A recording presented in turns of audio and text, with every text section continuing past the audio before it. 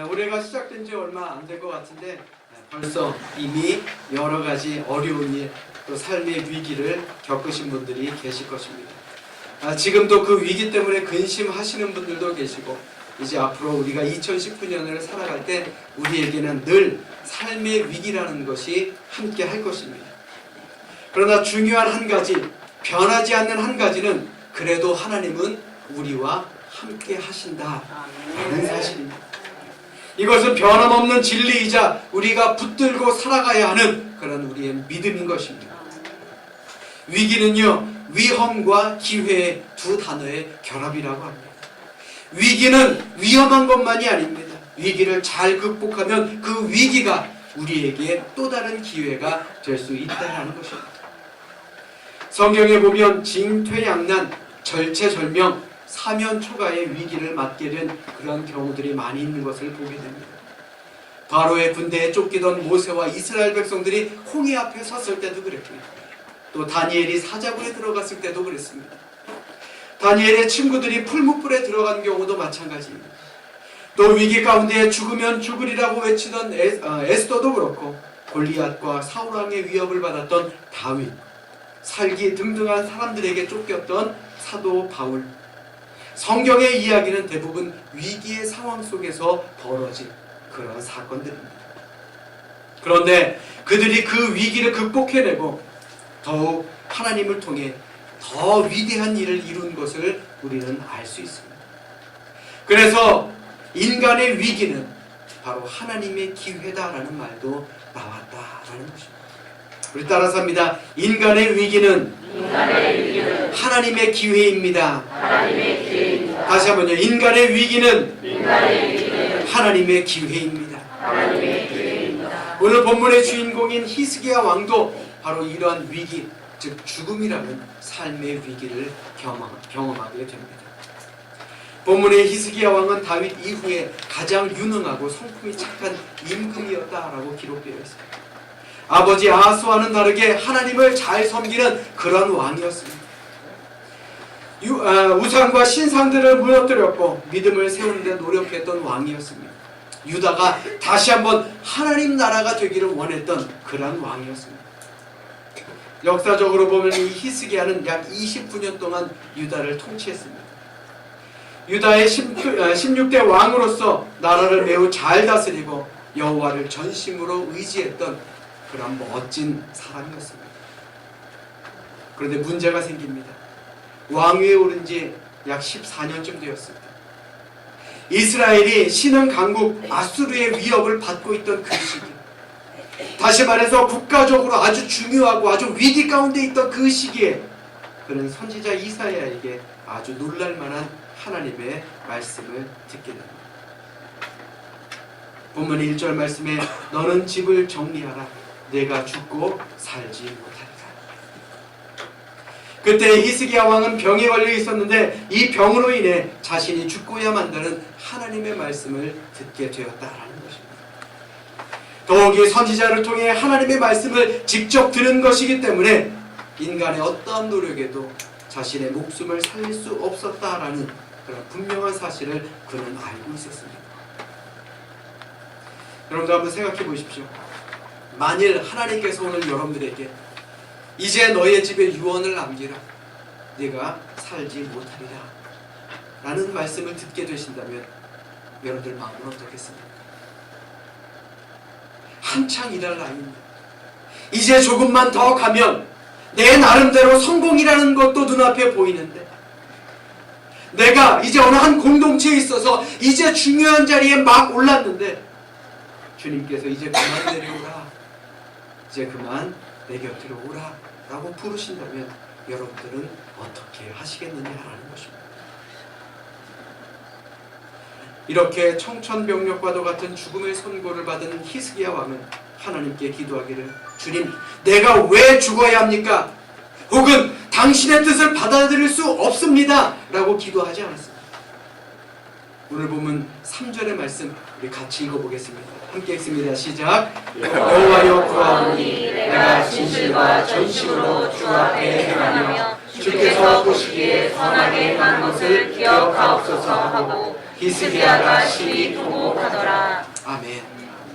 저 개인적으로는 개역개정판보다는 옛날 성경이 훨씬 더 좋습니다. 옛날 성경에는 어떻게 기록되어 있느냐면요, 내가 주의 앞에서 진실과 전심으로 행하며 주의 목전에서 선하게 행한 것을 추억하옵소서. 죽음 앞에서 얼마나 멋진 기도문입니까? 하나님, 제가 하나님 앞에서 열심히 하지 않았습니까? 그것만이라도 추억해 주십시오. 그런데 잘 생각해보면 과연 우리 모인 성도들 가운데 우리 어떤 히스기야와 같은 기도를 할 수 있는 사람이 과연 몇이나 되겠습니까? 내 개인의 종말과 위기가 닥쳤을 때 하나님, 저 정말 진실하게 살았습니다. 하나님, 저 전심으로 하나님 섬기며 살았습니다. 그러니 하나님 앞에서 선하게 행한 것을 주님 기억하여 주시옵소서 라고 자신 있게 말할 수 있는 사람이 얼마나 되겠느냐라는 것입니다. 오늘 본문의 말씀에 보시면 히스기야 왕이 얼굴을 벽으로 향하고 통곡했다라고 기록하고 있습니다. 자신의 마음을 돌이켜보고 하나님께 용서를 빌기에 세상의 모든 것을 단념했다라는 태도라고 우리는 생각할 수 있는 것입니다. 다시 말해, 이 세상의 것이 아까워서 애통이 하는 것이 아닙니다. 더 누려야 되는데 더 가지지 못해서 애통합니다. 그것이 아니고요, 자신을 돌이켜보며 하나님께 진심으로 주님, 내가 행했던 것을 기억하여 주시옵소서 라고 간구했다라는 것입니다. 그는 자기 병을 고쳐줄 의사를 찾거나 자신의 병을 고쳐줄 수 있는 약을 구하지도 않았습니다. 그렇다고 신하들을 모아놓고 대책회의를 한 것도 아니고 사랑하는 가족들 앞에서 통곡하지도 않았습니다. 위기를 만난 히스기야는 사람에게 도와달라고 요청한 것이 아니라 하나님께 도와달라고 요청한 것입니다. 하나님께 기도했습니다. 왜요? 히스기야는 기도만이 그가 살 수 있는 비결임을 깨달아 알고 있었기 때문에 그렇습니다. 그런데 이러한 그의 기도가 위기를 기회로 바꾸는 역사를 만들게 됩니다. 분명히 죽을 것이라고 생각하여 하나님께 기도하였던 히스기야에게 여호와의 말씀이 임했습니다. 하나님의 응답이 내려진 것입니다. 히스기야의 간구를 들으신 여호와 하나님께서는 이사야를 통해 그의 생명을 15년간 연장시켜 주실 것입니다. 또 유다를 침공하려고 위협하고 있던 아수르에게서 구원을 베풀어 주실 것이다 응답하여 주신 것입니다. 할렐루야. 아멘. 할렐루야. 아멘. 또한 그의 믿음에 대한 증거로 하나님께서는 일령표에 나타난 해 그림자를 뒤로 10도 물러나게 하셨다라고 성경은 말하고 있습니다. 여기서 말하는 일령표라고 하는 것은 해의 그림자를 이용해서 시간을 나타내는 해시계와 같은 것을 말합니다. 그러므로 여기서 말하는 해 그림자가 뒤로 갔다라는 것은 단지 시간이 그저 뒤로 흘렀다라는 것을 의미하는 것이 아닙니다. 시간까지도 뒤로 흐르게 만드실 수 있을 만큼 세상 모든 것을 주관하시는 하나님의 능력이 위기 속에 있던 히스기야를 살렸다라는 것을 의미하는 것입니다. 아멘. 사랑하는 여러분, 히스기야 사건을 통해 우리가 생각해 봐야 할 것은 죽음의 선고를 받은 히스기야가 아무런 징표를 원하지 않았음에도 불구하고 하나님께서는 그에게 스스로 징표를 보여주셨다라는 점입니다. 기적과 이적을 행하시는 분이 누구입니까? 하나님 아닙니까? 하나님이 어떤 분입니까? 하나님은요, 우리의 필요에 따라 행하시는 분이 아닙니다. 그런데 그럼에도 불구하고 우리는 어떻게 기도합니까? 하나님, 무엇인가 보여주시면, 무엇인가 나에게 주시면 내가 더 잘 믿겠습니다. 그런 유치한 믿음을 가지고 있는 것은 아닙니다. 하나님은 회개하는 자에게 약하신 것입니다. 그렇기 때문에 그를 용서하시며 은혜까지도 베푸시는 분이 바로 하나님이다라는 말입니다.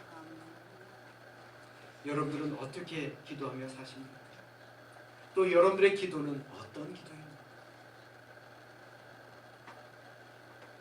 히스기야의 회개에 하나님께서는 증거를 보여주셨고 또 그로 인해 그는 두 가지 응답을 받았습니다.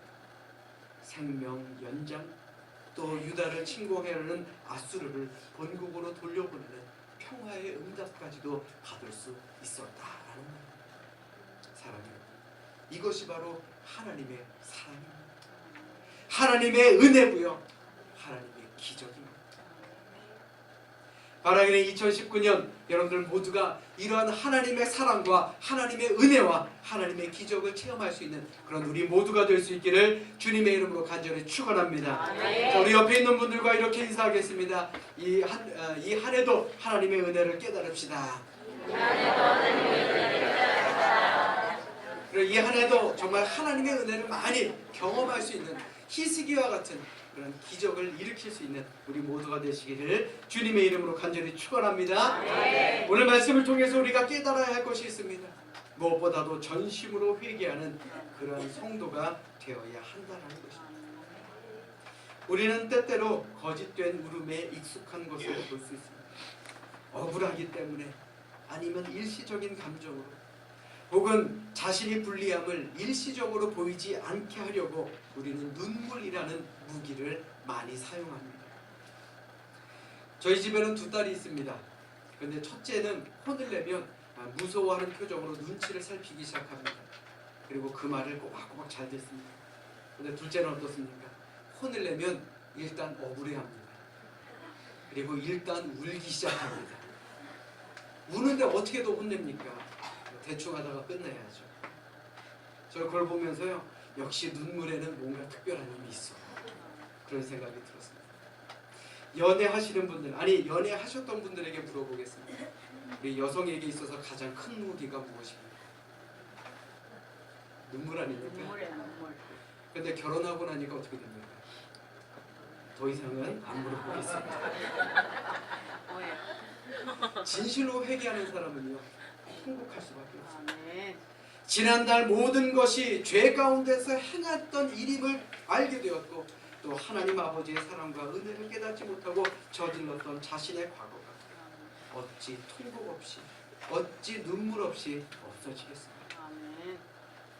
그리스도를 믿고 거듭난 경험을 한 사람치고는 눈물을 흘려보지 않은 사람은 없을 것입니다.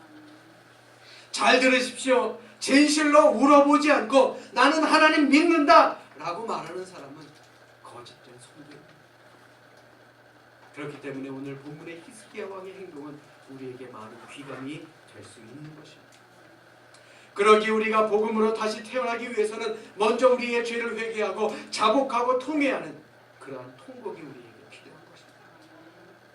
사랑하는 여러분, 여러분들은 얼마나 눈물을 흘리며, 아니 눈물을 뿌리며 기도하십니까? 혹 사람들에게 보이려고 거짓 눈물을 흘리는 것은 아닙니까? 히스기야가 얼굴을 벽으로 향했다라고 하는 것이 무슨 의미입니까? 나는 억울해, 나 억울합니다. 그것이 아닙니다. 비록 답답하지만, 세상이 끝난 것 같지만 하나님을 향해 회개의 시간을 만들어 보고자 노력하는 것 아니겠습니까? 하나님, 나의 행함을 추억하여 주시옵소서. 그러므로 우리에게도 이러한 모습이 필요합니다. 진정으로 회개하는 모습, 눈물 뿌려가며 회개하는 모습. 하나님은 이러한 우리의 회개의 눈물을 보시고 우리의 죄를 용서하여 주시며 우리의 위기를 새로운 기회로 바꾸심을 믿으시기를 주님의 이름으로 간절히 축원합니다. 네. 또한 하나님의 음성은 우리가 전심으로 기도할 때 듣게 됩니다.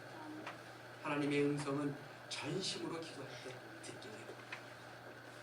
하나님께서는 성도의 기도를 세 가지 방법으로 이루어 주신다라고 하죠. 첫 번째로는 곧바로 이루어 주시는 법입니다. 제가 전에 교회 사역할 때 있었던 일입니다. 어느 집사님 아들이 입사 최종 면접을 본다고 기도해달라고 하시는 겁니다. 개인적으로도 그 청년과 친해서 열심히 기도했습니다. 그리고는 입사해서 첫 월급 타면 짜장면이라도 사달라고 꼭 부탁의 말씀을 드렸죠. 근데 기도 요청을 받고 기도한 지 딱 이틀 만에 연락이 왔습니다. 합격했다고. 그래서 돼지갈비 얻어먹었습니다. 어쩜 기도 시작한 지 이틀 만에 이렇게 답이 오죠. 더 빠른 기도의 응답도 있다고 하더라고요. 이렇듯 하나님은 우리의 기도에 곧바로 응답해 주시기도 합니다. 그런데 이러한 기도의 단점은 뭐냐? 너무나도 쉽게 그 받은 은혜를 잊어버린다라는 것입니다. 그래서 하나님은 또 다른 방법으로 은혜를 주십니다. 두 번째 방법, 천천히 적당한 때에 가서 하나님의 때에 이루어 주시기도 한다라는 것입니다. 저도 성격이 좀 급해서 포기가 좀 빠른 단점이 있습니다만 다른 것은 몰라도요, 기도는 포기해서는 안 돼요. 아멘. 아멘. 이런 말이 있어요. 기도는 외상이 없다고. 언젠가는 갚아 주신다. 아멘. 왜냐하면 언젠가 때가 되면 하나님께서 반드시 이루어 주시기 때문에 그렇습니다. 아멘. 아멘. 이런 이야기가 있습니다. 어느 한 마을에 예쁘고 아름다운 처녀가 있었습니다. 사람들은 이 처녀가 분명히 노처녀로 살 거다라고 했습니다. 왜냐하면 이 처녀는 입버릇처럼 내 신랑은 하늘에서 하나님께서 보내주실 거야 라고 말하며 다녔기 때문에 그렇습니다. 사람들은 그래, 네 신랑감이 하늘에서 떨어지라 한번 두고 보자 라고 그랬습니다. 그러나 이 처녀는 확신을 갖고 포기하지 않고 기도했습니다. 그런데 어느 날 드디어 이 처녀가 결혼을 하게 되었습니다. 신랑이 누구였느냐? 비행기 사고로 하늘에서 낙하산을 타고 처녀의 집으로 떨어진 병사였습니다. 물론 웃자고 한 얘기입니다만은 여러분들 어떠십니까? 이루어질 때까지 기도하고 계십니까? 기다리지 못해 포기했던 때가 더 많은 것은 아닙니까? 내 마음대로 되지 않아서, 내 뜻대로 되지 않아서 하나님을 원망하신 적은 없습니다. 다윗 왕이 성전을 건축하려 했으나 결국 성전을 완공한 사람은 솔로몬이었습니다.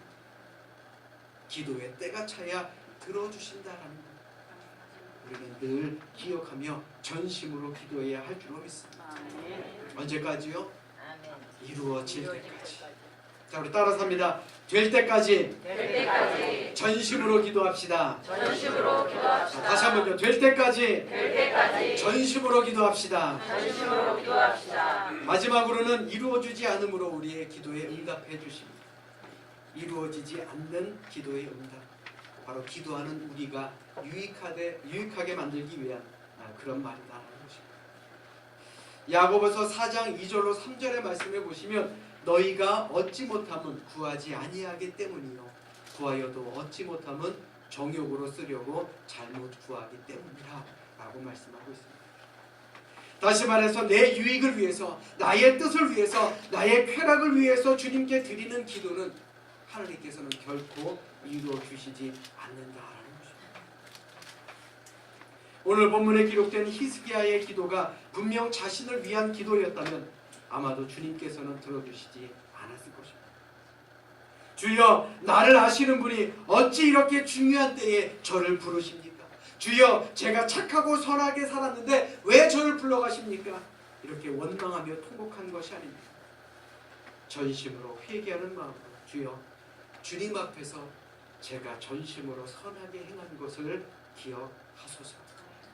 주여, 내가 하나님 앞에서 최선을 다해 선하게 산 것을 제발 추억하여 주시옵소서.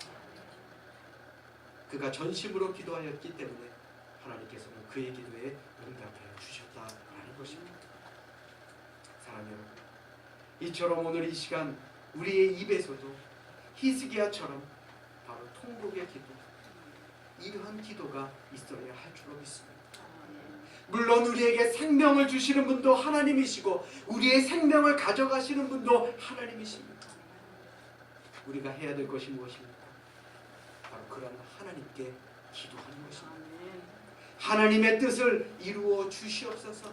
내가 선하게 전심으로 하나님 앞에서 부끄럽지 않게 살아가게 하여 주시옵소서. 우리는 주님 앞에서 항상 회개하며 통회하는 그런 성도가 되어야 하는 것입니다. 그럴 때에 주님께서는 우리의 기도에 반드시 응답하여 주실 줄로 믿습니다. 아멘. 아멘. 아멘. 아멘. 아멘. 사랑하는 여러분, 우리 가슴에 잠깐 손을 한번 얹어보십시오. 오늘 하나님께서 내 모든 삶을 정리하라, 내가 이제 살지 못할 것이다 라고 물으신다면 과연 여러분들은 뭐라 대답하시겠습니까? 주님, 저 좀 살려주세요. 그것이 아니라 주님, 제가 하나님 앞에서 행했던 모든 일, 전심으로 하나님 앞에서 행했던 모든 일을 주님 기억하여 주시옵소서 라고 말할 수 있어야 하는 것입니다. 사랑하는 성도 여러분, 올 한 해 어떤 신앙인이 되고 싶으십니까?